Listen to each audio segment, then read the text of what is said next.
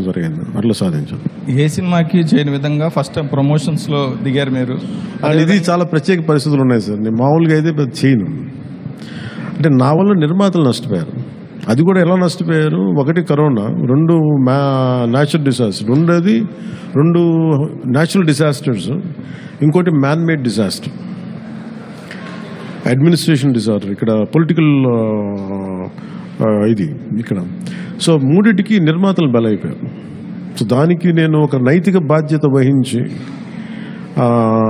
Late అయిపోయిన సినిమాని promote చేయాల్సిన బాధ్యత నా మీద ఉంది. అంతేగాని ఎందుకంటే నాకు రెమ్యునేషన్ కూడా దీనికేమి రేపు హిట్ అయితే నాకు తెలియదు. కానీ సో అలాంటి పరిస్థితుల్లో రిలీజ్ చేశాను. ఎందుకంటే ముందు సినిమా ఆడాలి, సినిమా రిలీజ్ అవ్వాలి, నిర్మాత బయటపడాలి అన్న సదుద్దేశం. అది కూడా ఏంటంటే నేను పాలిటిక్స్లో ఉండటం, గత ప్రభుత్వం చేసిన మ్యాన్ మేడ్ డిజాస్టర్స్, వీటన్నిటి వల్ల నలిగిపోయిన దానికి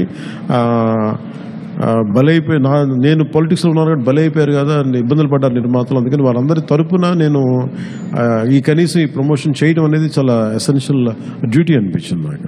అంతకుమించి మామూలుగా అంత అవసరం ఉండేది కాదేమో. సార్ ఆ సినిమా తీసేటప్పుడు కొంత ఇబ్బందులు కూడా పడ్డట్టున్నారు మీరు.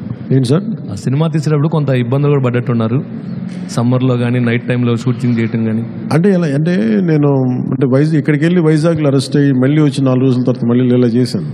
అంటే అరెస్ట్ అంటే చూశారు కదా ఎలా పెట్టారు. అట్లాంటి పరిస్థితుల్లో మండుటెన్లో కానీ అంటే okay, that's part and parcel, there is no complaint about it. నాకేమనిపించిందంటే ఈ ఇబ్బందులు పడటం ఒకటిను, పార్టీని నడుపుతా ఏమాత్రం హోప్లెస్ పొలిటికల్ సిచ్యువేషన్లో ఉండి సినిమాలు చేస్తా 10 రూపాయలకి 15 రూపాయలకి టికెట్లు ఏదైనా రిలీజ్ అయితే ఇబ్బందులు పెడతాం. నాకు వీటన్నిటికీ దాటి అధిగమించి ఇక్కడ దాకా రావడం చాలా పెద్ద విజయం అనిపించింది.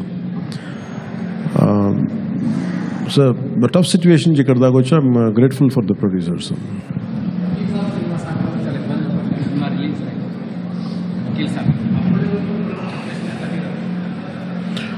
అంటే అన్నీ ఆర్గానిక్ ఉంటాయి కదండి, ఏదన్నా సహజంగా ఉంటాయి, కొన్ని ఇబ్బందులు ఉంటాయి, జరుగుతూ ఉంటాయి.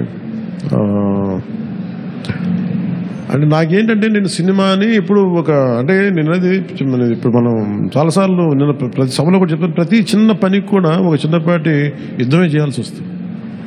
అంటే ఏది కూడా ఒక బస్సు ఎక్కాలంటే ప్రతి సగటు మనిషి చిన్నపాటి యుద్ధం చేసే వెళ్ళాలి, ట్రైన్లో వెళ్ళాలంటే చిన్నపాటి యుద్ధం చేసి సీట్ సంపాదించాలి. అలాగా ఒక సినిమా చేయాలన్నా ఏం చేయాలన్నా ఒక సంఘర్షణ లేకుండా ఏముండదు. అందుకని సంఘర్షణ జీవనంలో భాగం అయిపోయింది తప్ప నేను పర్సనల్గా నేను ఇవన్నీ సహజం అనుకుంటాను. అంతకుమించి will move on, but how well we can stand out, ఎలా నిలబడగలం దాని మీద ఉంటుంది ఆలోచన.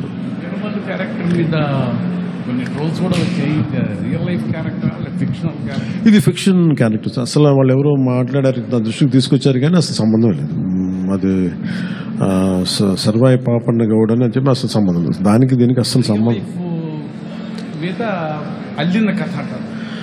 ఇది వన్ ఈజ్ ఒక హై కాన్సెప్ట్. ఒకవేళ కోహినూర్ డైమండ్ని తీసుకొస్తే ఉంటుంది. దాన్ని కొర్లు మన ఈ మచిలీపట్నం పరిసర ప్రాంతాల్లో పెరిగే ఇలాంటి వాతావరణంలో పెరిగిన ఒకడికి ఈ బాధ్యత అప్పు చెప్తే నిజాం నవాబు ఎలా ఉండొచ్చు, ఈ హై కాన్సెప్ట్.